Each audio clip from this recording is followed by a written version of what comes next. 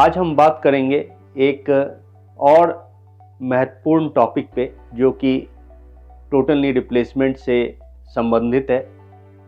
बहुत सारे पेशेंट्स हमारे क्लिनिक में आते हैं, ओपीडी में आते हैं और ये सवाल पूछते हैं कि डॉक्टर साहब आपने कह तो दिया कि नी घिस गया है और घुटना बदलवाना पड़ेगा, हम नी रिप्लेसमेंट के लिए रेडी है, लेकिन एक सवाल जो मन में है वो ये है कि ये नी रिप्लेसमेंट आखिर कितने दिनों तक चलेगा।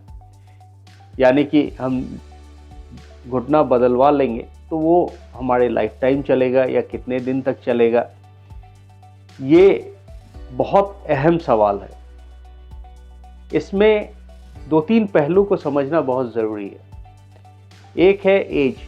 तो लोग कहते हैं age is just a number, but age is an important factor. मतलब ये एक इम्पॉर्टेंट क्राइटेरिया है डिसीजन लेने के लिए कि आखिर जॉइंट रिप्लेसमेंट करना चाहिए या नहीं करना चाहिए। उसका रीज़न ये है कि जैसे जैसे एज एडवांस होता है हमारी एक्टिविटी लेवल कम होती है, उसके साथ साथ हमारे वेट बेयरिंग जॉइंट यानी हिप एंड नी पे डिमांड्स भी कम होते जाता है। इसलिए knee replacement after 55 years of age is not same as doing knee replacement in a 40 year old. यानी कि 40 साल के एज पे अगर किसी का नी रिप्लेसमेंट करते हैं तो उसकी एक्टिविटी लेवल ज़्यादा होगी, घुटना थोड़ा ज़्यादा वर्क करेगा और थोड़ा ज़्यादा जल्दी घिसेगा। तो इसलिए उस घुटने की लॉन्जेविटी थोड़ी कम होगी एज़ कम्पेयर टू अगर किसी 55 साल से ज़्यादा की उम्र के पेशेंट में ये घुटना रिप्लेस किया जाए।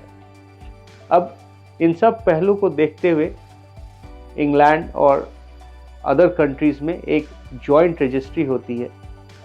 इंग्लैंड में नेशनल जॉइंट रजिस्ट्री होती है जिसमें सारे जॉइंट रिप्लेसमेंट का डेटाबेस होता है और इसमें यूजुअली सब कैटेगरीज होती है, जैसे patients above 50 years old, patient above 60 years old, patient above 40 year old, जिसमें कि नी रिप्लेसमेंट किया गया है। और ये पाया गया है कि अगर 55 साल से ज़्यादा की उम्र में अगर नी रिप्लेसमेंट किया जाए तो इसका लॉन्जेविटी यूजुअली 20 ईयर्स और मोर रहता है।